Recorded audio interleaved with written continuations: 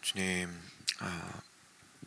제가 요란한 세상에서 그리고 요란한 마음을 가지고 살아가지만 참 평안이 주님께만 있다는 사실을 제가 다시 한번 기억해 봅니다. 하나님,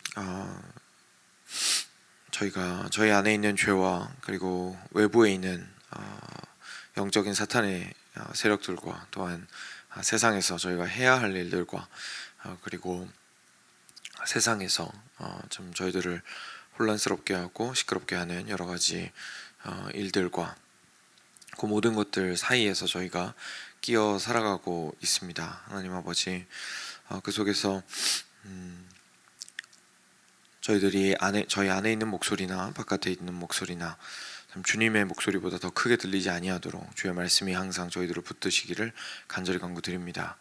하나님 아버지께서 저희들을 향하여서 주신 참 진리와 사랑의 이 말씀이 그 어떤 것보다도 가장 크고 강하게 저희에게 들려질 수 있도록 도와주시고, 그래서 저희를 잡아 끌어내리는 이야기들 앞에서도 주의 격려하심이 들릴 수 있도록 하여 주시고, 참 소망을 잃고 절망하는 것이 더욱 낫다고 판단되는 상황 속에서도 주님의 소망의 메시지가 더 크게 들릴 수 있도록 주의 은혜 베풀어 주시기를 간절히 간구드립니다.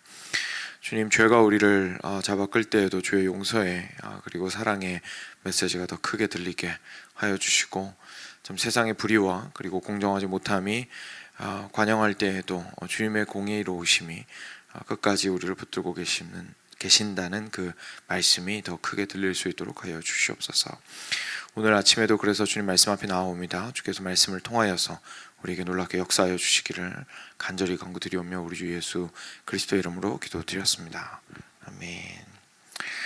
네, 계시록 17장입니다.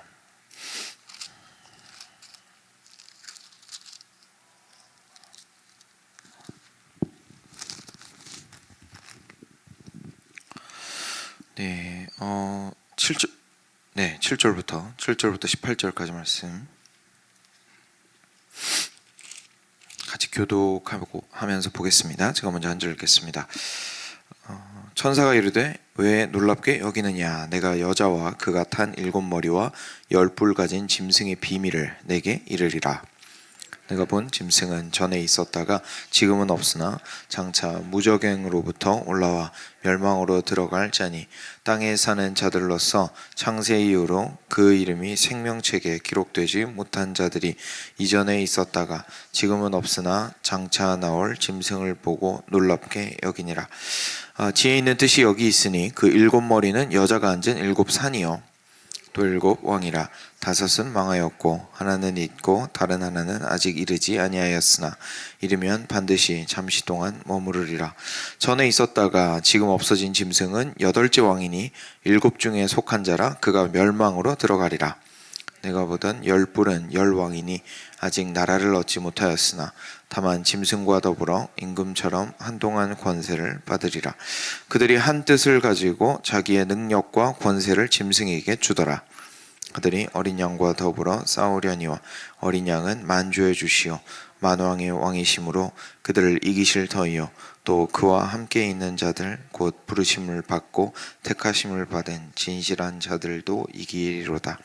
또 천사가 내게 말하되 내가 본 바 음녀가 앉아있는 물은 백성과 무리와 열국과 방언들이니라. 내가 본 바 이 10뿔과 짐승은 음녀를 미워하여 벌거벗게 하고 그의 살을 먹고 불로 아주 사르리라. 이는 하나님이 자기 뜻대로 할 마음을 그들에게 주사 한 뜻을 이루게 하시고 그들의 나라를 그 짐승에게 주게 하시되 하나님의 말씀이 응하기까지 하심이라. 또 내가 본 그 여자는 땅의 왕들을 다스리는 큰 성이더라 하더라. 아멘. 네, 저희가 함께 나누지 못한 동안 이제 7대접 가진 천사들이 앞에 6대접을 다 쏟아부었고요.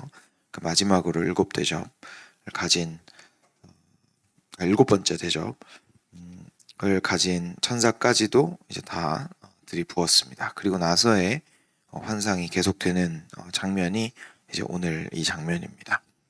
그래서 제가 이 17장 1절을 읽어드리면 이렇게 돼 있습니다. 또 일곱 대접을 가진 일곱 천사 중 하나가 와서 내게 말하여 이르되 이리로 오라. 많은 물 위에 앉은 큰 음녀가 받을 심판을 내게 보이리라 라고 이야기하면서 이제 그 일곱 대접에 찰랑찰랑하게 넘치고 있던 하나님의 진노가 다 부어지고, 그리고 그 일곱 천사 중에서 나와서 우리 사도 요한에게 음녀가 받을 심판을 내게 보이리라 라고 하면서 음녀의 심판을 보여주는 장면이 바로 오늘 장면입니다. 그리고 오늘 읽으시면서 좀 보셨겠지만 이제 앞에서 보았던 그 환상들을 좀 풀이를 해주는 부분입니다. 그래서 7절에 보시면 천사가 이르되 왜 놀랍게 여기느냐, 내가 여자와 그가 탄 일곱 머리와 열 뿔 가진 짐승의 비밀을 내게 이르리라 라고 하면서 이제 보았던 환상에 대해서 풀어줄 것을 이야기를 하시고 있죠. 8절입니다. 내가 본 짐승은 전에 있었다가 지금은 없으나 장차 무적행으로부터 올라와 멸망으로 들어갈 자니 땅에 사는 자들로서 창세 이후로 그 이름이 생명책에 기록되지 못한 자들이 이전에 있었다가 지금은 없으나 장차 나올 짐승을 보고 놀랍게 여기리라 라고 이야기를 하고 있습니다. 이 짐승은 13장에서 보았던 그 짐승이랑 같은 짐승이죠. 그 밑에 보시면 이렇게 뿔 10개 달려있고 이러면서 같은 모습을 보이는 것을 저희가 볼 수가 있거든요. 그래서 일곱 머리를 가지고 열 뿔을 가지고, 그리고 기억하시겠지만 그 열 뿔 위에 각각 10개의 관을 쓰고 있었던 그 짐승입니다. 그래서 그 짐승은 전에 있었다가 지금은 없으나 장차 무적행으로부터 올라와 멸망으로 들어갈 자다라고 이야기를 하고 있습니다. 그래서 이 앞부분에서 예수님께서 십자가를 통하여서 온전한 승리를 이루신 것들에 대해서 이야기가 나왔었거든요. 그래서 이 십자가를 통하여서 완전히 얘가 머리가 박살이 났지만 그럼에도 불구하고 다시 무적행으로부터 올라와서 다시 활기를 칠 것이다 라는 것에 대해서 지금 이야기를 하고 있습니다. 그래서 지금 전에는 있었다가 지금은 없지만 장차 무적행으로부터 올라올 것이다 라고 이야기를 하고 있고요. 근데 이 사실을 보고 땅에 사는 자들이 생명책에 기록되지 못한 자들, 다시 말해서 하나님의 언약에 포함되지 못한 이들이 이 짐승을 보고 모두 다 놀랍게 여겼다라고 이야기하고 있습니다. 이게 그 13장에서 저희가 봤던 거랑 사실 같은 맥락에서 하는 이야기입니다. 예수님의 부활을 이렇게 모방하여서 일곱 머리 중에 머리 하나가 죽었다가 다시 살아났다라는 이야기를 저희가 본 적이 있는데, 그런 것처럼 이 짐승이 죽었다가 다시 살아나자 그 백성들이 그것을 보고 놀랍게 여겼다. 그것을 경배하고 높이고, 와, 어떻게 이렇게 신과 같은 능력을 가질 수 있느냐라고 했다라는 그 이야기와 같은 이야기입니다. 9절입니다. 지혜 있는 뜻이 여기 있으니, 그래서 조금 더 풀어주겠다 이런 뜻이죠. 천사가 지혜 있는 뜻이 여기 있으니 그 일곱 머리는 여자가 앉은 일곱 산이요 또 일곱 왕이라. 다섯은 망하였고 하나는 있고 다른 하나는 아직 이르지 아니하였으나 이르면 반드시 잠시 동안 머무르리라 라고 이야기하고 있는데요. 여기서 이제 풀어주는 거죠. 일곱 머리, 그 짐승한테 머리가 7개가 있었는데 근데 그것은 곧 여자가 앉은 일곱 산이다 이렇게 이야기합니다. 근데 여자는 이제 이따가 마지막에 나오죠. 좀 먼저 말씀드리면 이제 바벨론이라고 여기에서 불리는데 음녀라고도 불리우고, 그런데 이 음녀는 결국 그 세상에서 사탄의 가치관과 그의 뜻을 따라서 행하는 이 땅에서의 문화와 그리고 모든 제도들과 그런 것들을 의미를 하고 있습니다. 그래서 겉으로 보이는 드러나는 사탄의 권세들이라고 저희가 생각을 해볼 수 있겠죠. 세상 속에서 드러나는 사탄의 권세라고 생각해 볼 수 있습니다. 그래서 그 여자가 앉아 있는 것이 바로 일곱 머리라는 얘기입니다. 그리고 또 일곱 왕이라 이렇게 이야기를 하고 있는데요. 그래서 결국 이게 무슨 말이냐면 여자가 가지고 있는 영향력이라는 게 있잖아요. 문화적인 영향력이라든지 경제적인 영향력이라든지 그래서 사람들에게 설득력을 가지고 사람들이 보고 와, 너무 아름답다. 나도 저렇게 살고 싶다. 저 존재를 쫓아서 살아가고 싶다. 또는 정말 탁월하고 성공적인 삶을 보여준다든지 하는 식으로 이제 굉장히 매력적이고 매혹적인 모습들이 분명히 있는데 그것들이 결국은 그 권세와 함께 결부되어서 가게 될 것에 대해서 지금 이야기를 하고 있습니다. 그래서 음녀가 그 일곱 머리 위에 앉아 있는 것을 이야기를 하고 있고 그 일곱 머리는 곧 일곱 왕이다. 이렇게 이야기를 하고 있는 거죠. 근데 여기에서 그 중에 다섯은 망하였고 하나는 있고 다른 하나는 아직 이르지 아니하였으나 이르면 반드시 잠시 동안 머무르리라라고 이야기를 하시는데요. 이 부분에 있어서는 저희가 정확하게 이 일곱 개의 산 중에서 또는 일곱 왕 중에서 앞에 다섯 그리고 지금 있는 한 명 그리고 장차 올 한 명 이렇게 해서 총 일곱이거든요. 근데 이 일곱을 어떻게 볼 것인지에 대해서는 저희가 의견이 좀 분분한 부분이 있습니다. 학자들 사이에서도. 근데 크게 두 가지만 좀 말씀을 드리면 세 가지가 되겠네요. 세 가지 말씀드리면 이제 하나는 왕으로 보는 거예요, 진짜로. 그래서 로마에 있었던 왕들을 하나씩 좀 대입을 해가지고 여기에서 나오는 현재 있는 왕이 여섯 번째 왕이지 않습니까? 그러니까 요한 시대를 다스리고 있었던 왕을 그 여섯 번째 머리라고 보고 그 다음에 오는 왕을 일곱 번째 그리고 그 앞에 있었던 왕들을 다섯 왕이라고 보는 그런 해석도 있고요. 또 하나는 여기에 일곱 산이라고 나와 있는데 실제로 그 당시에 로마가 굉장히 번성하고 위대한 고대 도시였잖아요. 그 시에 일곱 봉우리가 있었다고 합니다. 그래서 그 일곱 봉우리가 곧 로마를 상징했고 그리고 로마의 번영을 상징하고 로마의 힘을 상징하고 그랬었는데 그래서 그 일곱 산을 의미해서 세상을 의미한다는 의미로 사용되었다라고 볼 수도 있고요. 근데 어떤 케이스든지 간에 마지막 세 번째로 저희가 이제까지 계시록 봐오면서 했던 얘기지만 이 7이라는 숫자 자체가 진짜로 일곱이라는 것보다는 상징적으로 모든 것, 온전하게, 끝까지 뭐 이런 뜻이거든요. 그래서 그 세상 권세와 권력이 완전히 이 땅 가운데에서 장악을 하고 그리고 사탄의 뜻을 따라서 모든 문화와 정치와 경제와 이런 것들이 흘러갈 수밖에 없다라는 것에 대해서 이야기하려고 이렇게 일곱이라는 숫자를 썼다라고 생각을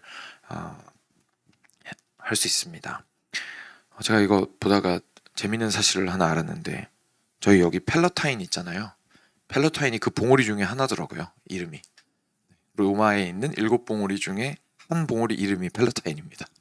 그래서 그 펠러타인에서 저희가 영어 궁전이라는 단어 팰리스도 왔고 그렇게 되었다고 하더라고요. 저도 이번에 처음 알았습니다. 네. 네. 그래서 그렇게 저희가 이해를 할 수가 있습니다. 그리고 나서 11절이고요. 전에 있었다가 지금 없어진 짐승은 여덟째 왕이니 일곱 중에 속한 자라 그가 멸망으로 들어가리라. 여기서 나오는 이제 짐승에 대해서는 조금 다른 모습을 보이고 있는 거예요. 여기서 여덟째 왕이니라고 얘기를 하는 건 다른 왕들, 일곱 왕들 또는 일곱 산들 이렇게 이야기를 하는 것들의 여덟 번째 왕이다라고 이야기를 하고 있으니까 똑같은 뜻을 가지고 똑같이 악하고 똑같이 세상을 파멸로 이끌고자 하고 하나님께 대적하고 이런 존재로서 이 짐승이 있는데 이 짐승은 다른 이 땅 가운데 있는 일곱 머리랑은 꽤나 차원이 달라서 여덟 번째 왕이라고 불릴만 하다는 거죠. 다시 말해서 사탄의 권세가 실제로 이 땅에 있는 눈에 보이는 세상과 이렇게 결부가 되어서 그가 왕으로서 그것들을 다스린다고 표현해도 되죠. 다스리고 있다라는 이야기를 하고 있는 것입니다. 그렇지만 그는 멸망으로 들어가게 될 것이다 라고 이야기를 하고 있고요. 12절입니다. 내가 보던 열 뿔은 열 왕이니 아직 나라를 얻지 못하였으나 다만 짐승과 더불어 임금처럼 한동안 권세를 받으리라. 그들이 한 뜻을 가지고 자기의 능력과 권세를 짐승에게 주더라. 그래서 이 땅 가운데에서 그 짐승의 왕권을 실제로 행하는 힘을 가진 이들이 10명, 다시 말해서 이렇게 많이 있다라는 뜻이죠. 많이 있다라는 이야기를 하고 있고요. 그리고 그 사람들이 한 뜻으로, 한 마음으로 그 사탄과 마음을 합하여서 그 일들을 행하게 된다라는 이야기를 하고 있습니다. 그래서 짐승과 더불어 임금처럼 한동안 권세를 받으리라 라고 이야기하고 있습니다. 그런데 여기서 저희가 좀 눈여겨보아야 되는 부분은 이들이 이렇게까지 다양하고 그리고 이렇게 수많은 사람들이 다양한 영역에서 악한 영향을 미치고 있는 이 상황, 그리고 그 뒤편에 영적인 세력들이 계속해서 그것을 부추기고 있고 유혹하고 있고 그 방향으로, 이렇게 잘못된 방향으로 계속 세계 전체가 나아가도록 하고 있는 이 일을 어떻게 하게 되었다고 지금 이야기를 하고 있냐면 권세를 받아서 하게 되었다고 이야기를 하고 있습니다. 하나님께서 허용을 하신 거죠. 하나님께서 허용을 하신 거죠. 그래서 하나님께서는 그것들이 악의 세력이 강해지면 강해질수록 어쩔 줄 몰라 하시는 분이 아니십니다. 이미 하나님께서는 모든 것들을 주관하고 계시고 그것들을 마지막 때를 위하여 기다리시며 허용하고 계신 상태라는 것을 저희가 볼 수가 있습니다. 그리고 그들이 방금 읽었었죠. 한 뜻을 가지고 자기의 능력과 권세를 짐승에게 주더라. 그래서 이 땅 가운데에서 일어나는 그 모든 일들, 다시 말해서 짐승에게서 뜻을 받아서 사탄의 뜻대로 이 땅 가운데서 행하는 이들은 결국 영광을 누구한테 돌리냐면 사탄한테 돌리게 된다는 얘기죠. 그래서 능력과 권세를 짐승에게 주더라라고 이야기를 하고 있습니다. 그들이 어린 양과 더불어 싸우려니와 어린 양은 만주의 주시오 만왕의 왕이심으로 그들을 이기실 터이요 또 그와 함께 있는 자들 곧 부르심을 받고 택하심을 받은 진실한 자들도 이기리로다. 근데 얘들이 그냥 자기들만 잘 먹고 잘 사는 게 아니라 실제로 예수님, 어린 양이신 예수님을 대적하고 대항하게 된다는 뜻입니다. 그렇지만 반드시 어린 양은 이기실 것이고 그리고 그와 더불어서 그분께 택함을 받고 부르심을 받고 진실한 자는 반드시 구원을 얻게 되리라. 거기에서 이기게 되리라 라고 이야기를 해주시고 있습니다. 7 교회에게 맨 처음에 요한계시록 시작하면서 편지 쓰셨던 부분 기억하실 텐데요. 그 각 부분마다 맨 마지막에 항상 이기는 자에게는 이렇게 하나님께서 주시는 약속들이 있었습니다. 그렇죠? 근데 여기 보니까 이기는 자들이 어떤 자들인지에 대해서 이야기를 하고 있죠. 이기는 자들이라는 것은 결국 마지막에 이기리로다 이렇게 되어 있는데 이기는 자들은 결국 예수님과 함께 있는 자들, 곧 부르심을 받고 택하심을 받은 진실한 자들입니다. 그래서 저희가 이야기를 하는 그 구원이라는 것이 그래서 이렇게 간단한 문제가 아니라고 이제 누차 말씀을 드렸던 것이고 성경의 각 부분에서 항상 구원이 얼마나 중요하고 핵심적인지에 대해서 이야기를 하고 있는 것이죠. 우리가 신앙을 그냥 구원은 예수님 믿고 천국 가는 티켓 얻는 건 첫 단계고 그 다음부터 우리가 열심히 성장을 해 나가는 하나님을 위해서 헌신하는 삶을 살아나간다라고 이렇게 이원론적으로 생각을 하게 되면 항상 구원에 대해서 우리도 모르게 축소하게 되거든요. 그런데 결국은 전체 우리의 그리스도인의 인생이 구원받은 자로서 살아간다라는 것임을 저희가 기억할 필요가 있고 결국 마지막 때에 이기는 것은 그렇게 간단하게 우리가 구원받았다라고 말할 수 없는 예수님과 항상 함께하는 그리고 항상 그가 진실한 정말로 주님께 부름을 받고 택함을 받은 그 사람이 바로 구원받은 자라는 사실을 여기에서 확인을 하게 되죠. 그래서 저희가 언제나 예수님을 바라보면서 저희의 구원을 확인하고 그리고 감사하고 주님의 은혜를 기뻐하고 그래야 될 것 같습니다. 그리고 15절부터 또 계속 보시면 또 천사가 내게 말하되 내가 본 바 음녀가 앉아있는 물은 백성과 무리와 열국과 방언들이니라. 내가 본 바 이 열불과 짐승은 음녀를 미워하여 망하게 하고 벌거벗게 하고 그의 살을 먹고 불로 아주 사르리라 라고 이야기합니다.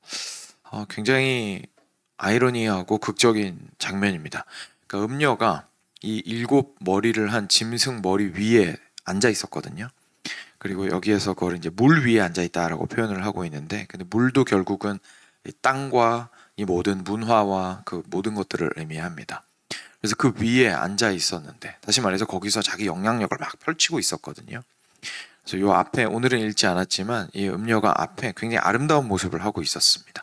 붉은색과 자주색 옷을 입고 이렇게 매혹적인 모습을 하고 있었거든요. 그러니까 무슨 말이냐면 이 땅 가운데에서 세상이 실제로 그 안에서 살아가는 우리들에게는 너무나 아름답고 그리고 화려하고 매혹적이고 그렇게 비친다라는 얘기죠. 그런데 그 겉으로 보이는 화려함에 매혹되어서 성경이 표현하는 바대로 그 음녀와 함께 음행하더라라고 표현이 되어 있는데, 그런 것처럼 함께 교합하여서 그 세상의 길을 따라가게 되면 결국은 그 뒤편에 있는 짐승의 길을 따라가는 것이 된다라는 이야기를 하고 있는데요. 여기서 충격적인 것은 방금 읽은 말씀이 우리한테 이야기해 주시는 건 사탄이 결국 세상도 버린다는 얘기죠. 결국 세상도 버린다는 얘기입니다. 그러니까 세상은 이 왕이야말로 정말 나를 붙들어줄 왕이다 라고 생각을 하고 자기도 모르게 계속 사탄의 가치와 그의 뜻들을, 하나님의 뜻에 반하는 그 모든 삶을 살아가고 있으나 사실은 그곳에서 영원한 기반을 찾지 못하고 그 사탄 역시 그들을 버리게 될 것이다. 그래서 벌거벗게 하고 그의 살을 먹고 불로 아주 사르리라 라고 굉장히 무서운 말씀을 하시고 있죠. 이는 하나님이 자기 뜻대로 할 마음을 그들에게 주사 한 뜻을 이루게 하시고 그들의 나라를 그 짐승에게 주게 하시되 하나님의 말씀이 응하기까지 하심이라.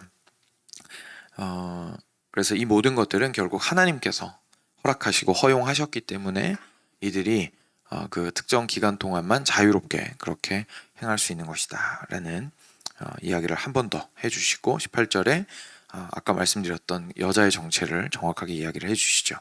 내가 본 그 여자는 땅의 왕들을 다스리는 큰 성이라. 그래서 이 큰 성이 바로 바벨론입니다. 물론 비유죠. 근데 바벨론이 비유하는 것은 결국 굉장히 풍요롭고 성공적이고 화려하고, 그렇지만 하나님이 보시기에 너무나 음란하고 죄악되고 그리고 정말 악한 세력을 의미하는 때에 이제 비유적으로 사용하는 표현이 바로 바벨론입니다. 그래서 이 음료가 그렇다는 얘기입니다.